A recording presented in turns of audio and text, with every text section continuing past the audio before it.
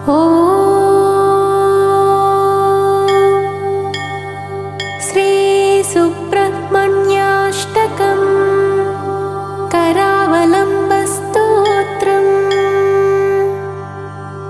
हे स्वामिनाथ करुणाकर दीनबन्धो श्रीपार्वतीश मुखपङ्कज पद्मबन्धो श्रीसादिदेव गणपूजित पादपद्मा वल्लीशनाथ मम देहि करावलम्बम्। देवादिदेव सुतदेव गणाधिनाथ देवेन्द्रवन्द्य मृदुपङ्कज मञ्जुपाद देवर्षि नारद मुनीन्द्र सुगीतकीर्ते वल्लीशनाथ मम देहि करावलम्बम्। नित्यान्नदान निरताखिल रोगहारिन् तस्मात् प्रदान परिपूरित भक्तकामा श्रुत्यागम प्रणववाच्य निजस्वरूप वल्लीशनाथ मम देहि करावलम्बम्। क्रौञ्चासुरेन्द्र परिखण्डन शक्तिशूल पाशादिशस्त्र परिमण्डित दिव्यपाणे श्रीकुण्डलेशधरितुण्ड शिखेन्द्रवाहा वल्लीशनाथ मम देहि करावलम्बम्।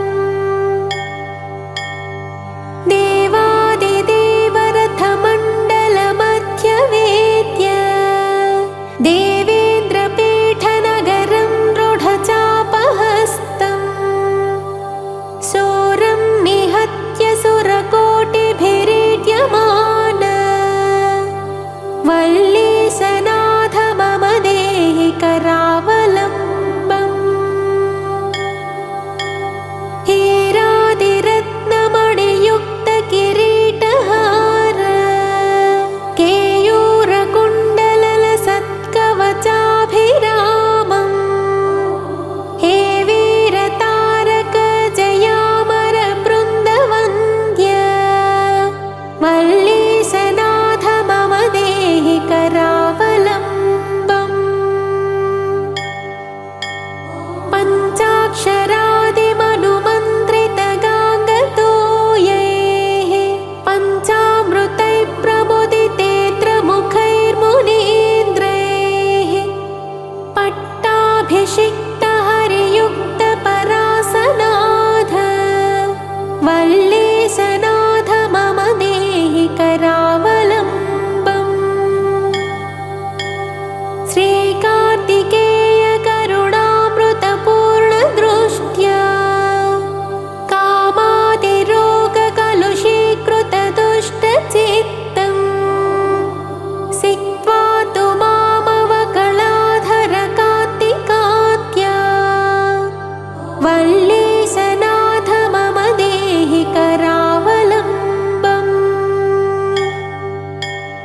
सुब्रह्मण्याष्टकं पुण्यं ये पठन्ति द्विजोत्तमाः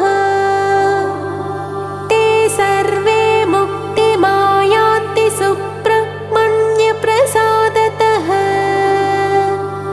सुब्रह्मण्याष्टकमिदं प्रातरुत्थाय यः पठेत् कोटिजन्मकृतं पापं तत्क्षणादेव नश्यति। इति श्रीसुब्रह्मण्याष्टकम्।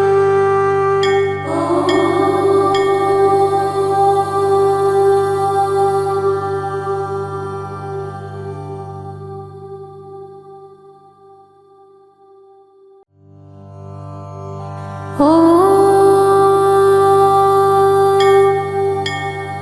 श्रीसुब्रह्मण्याष्टकम् करावलम्बस्तोत्रम्। हे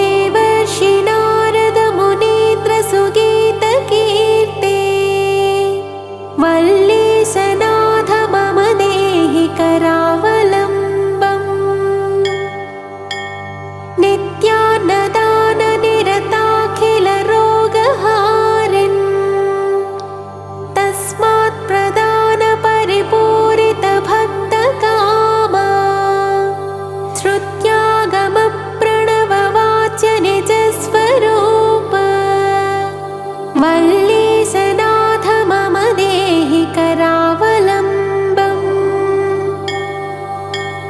क्रौञ्चासुरेन्द्रपरिखण्डनशक्तिशूल पाशादिशस्त्रप